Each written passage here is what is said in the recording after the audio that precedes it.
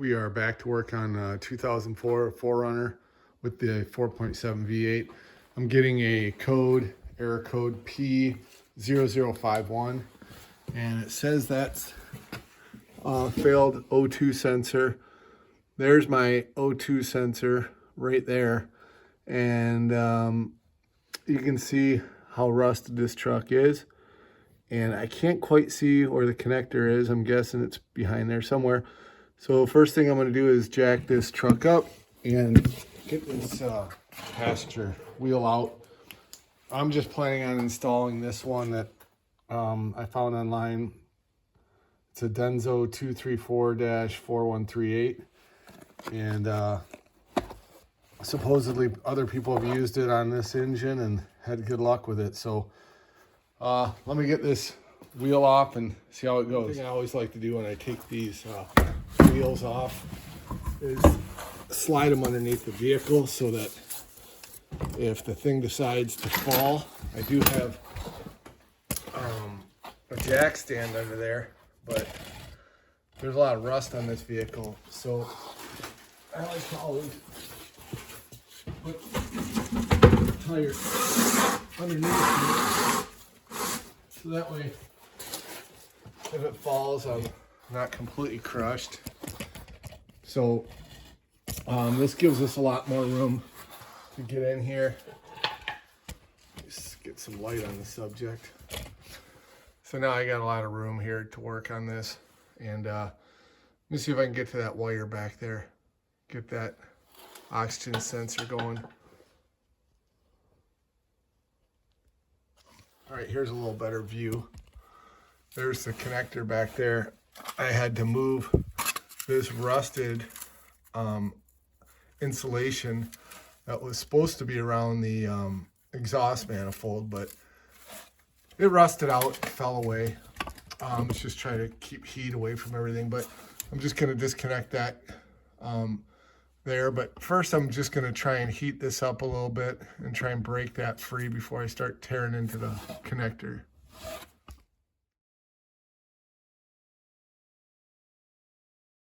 All right, before I heat this all up, I've got a 7/8 inch wrench, and I don't have much room. I only have about 2 inches, and I've got about a 36-inch breaker bar on here. I'm gonna just see if this thing will break free without heating it up or anything. No, it looks like the wrench is just gonna round it off. So let me heat it up. The thing I have is this thing here from, I just rented it from O'Reilly's, and it's doing the same thing. It's just spreading, and I'm not gonna move it. So let me heat it up and maybe I can get it to move. I'm just gonna use a MAP gas.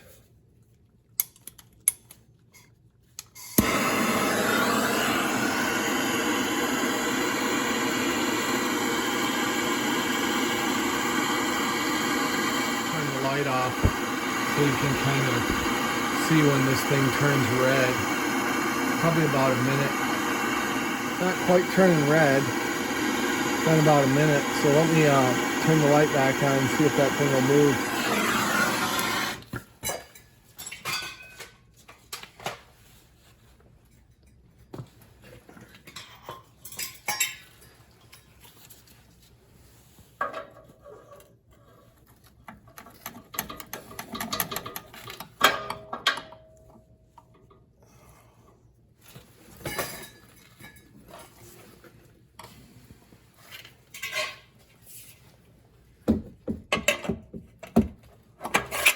Really tight.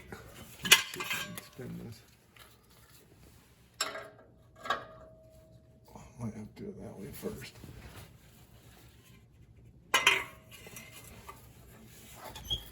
See if it'll go down. Just gently without slipping. Oh, there it goes. So it just moved.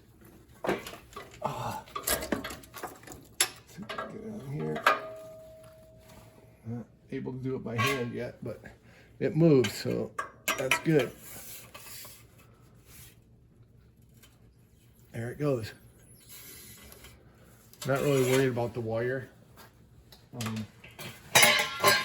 because it's going to give me some room to move. But this thing is really on there. I can't move it without this breaker bar, and this is like a 30-inch breaker bar sticking way out the wheel well. Sorry about that.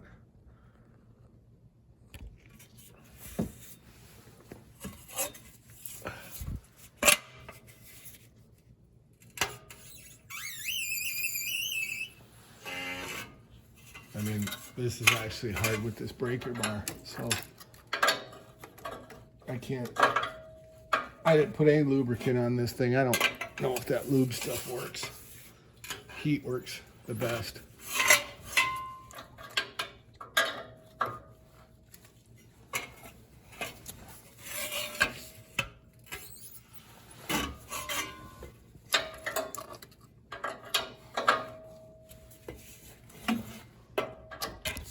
I don't know if we've gone one full rotation yet. All right. So let me start working this thing out now that it's loose. All right, before I completely take this out, there's a button right here. I'm gonna push that and then slide this connector out. I can't really video it because once I get both my hands in there, you won't be able to see anything. But it should just be this tab here. Push down on that and this should slide out. I know it always sounds easier said than done, but I don't know if you can see this, but those wires look pretty toasted. I wonder if they melted off, but I'll take a look when I get it out. Pretty difficult, but it's doable. So what I did is I pushed that button right there as hard as I could with a screwdriver. And what I did is I tried to hold it and then with the other hand try to wiggle that plug out. And you can see the plug has a little notch right here on the end.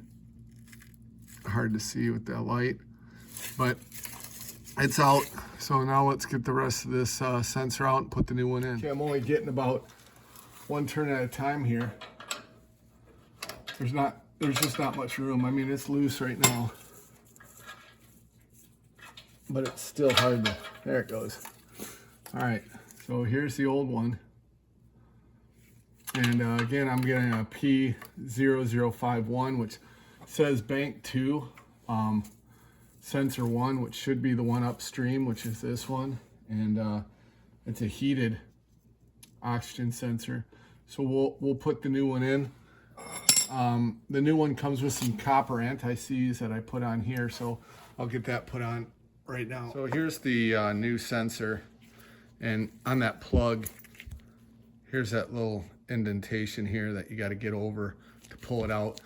But Denso gives you a little bit of this copper, it's like anti-seize compound, and it goes on the threads. So let me take this, cut this little thing off here, and you're just going to kind of put it on the threads here.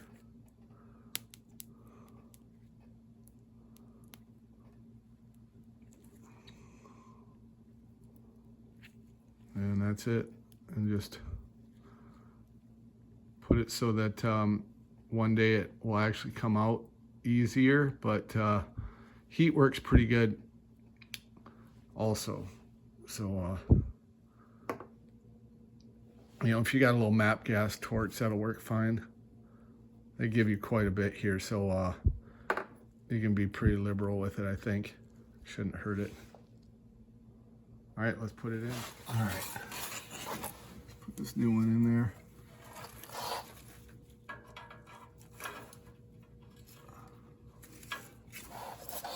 And there's really not a whole lot of working room in here.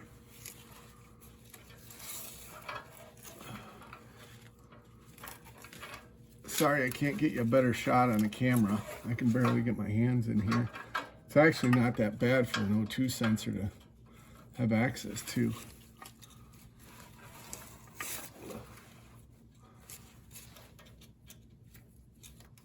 And you want to make sure it's threaded right so you don't cross thread it.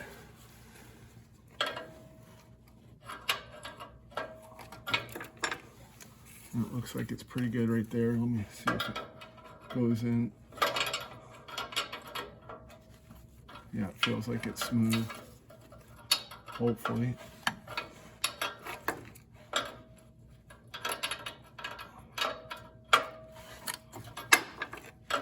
You just don't have much room to get a little quarter turn, flip the wrench, quarter turn, flip the wrench.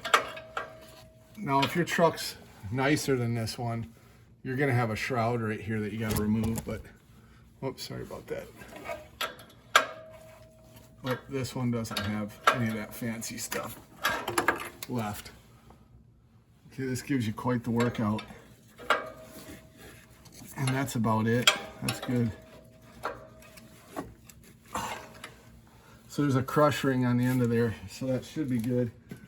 And then I'm gonna plug in the sensor, try to make sure it's not all twisted. This might be fun, trying to figure out how to get two hands in here. Okay, you just kind of feel it.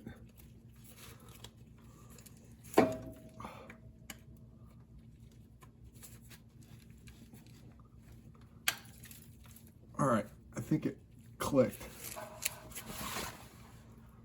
I think it's all the way in there. Let's see.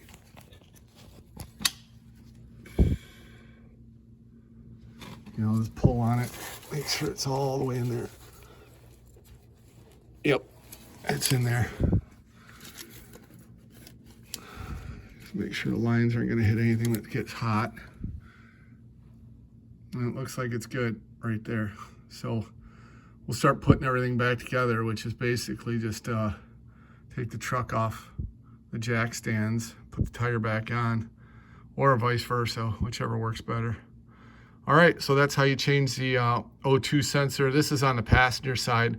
This truck had 265,000 miles on it, and that was probably the original O2 sensor, which means it lasts a really long time. We'll see how this one works. Again, this one's just one on Amazon. I'll leave a link in the description below. Thanks for watching. Oh, check it out, bonus footage. So if you get in here and your brakes look disgusting like this, there's a little pin, cotter pin that comes out of here. And these slides do not move at all. They're seized. I had to break them with a hammer. And what I'm gonna do, listen how nice they come out. Listen to that sound. These are supposed to just slide out. They're slide pins. And somehow no one's touched these brakes in so long, or they didn't wash this vehicle. So what I'm gonna do is I'm just gonna take some sanding cloth, sand this down, and then I'm gonna use some super lube and put some silicone grease on there. Okay, I sanded this pin off, and these pins are cheap. So if you're gonna do a brake job, just get new pins, but this is how it should be when it goes in. It should be really easy to bring in and out, and then just put a little bit of super lube in there. This bottle is pretty old and gross. So put that in there, put a little bit over here. It's all lubed up. And then remember to put your little pin in. It goes back in over here, the cotter pin. So this brake's probably been hanging up. I'll do a brake job on it, but only do one pin at a time. There's a pin up here, or a pin down here, and one up here. I've already done the one up top. So I took this one out first, sanded it down, lubed it up. Then I did the second one after I put this one back. There's also supposed to be springs in here that are hooked into here and go underneath this, but those are missing. So really this thing needs a brake job. And again, this has 265,000 miles on it. I've only owned it for about a month and been working on it every day, enjoying it. All right, thanks again.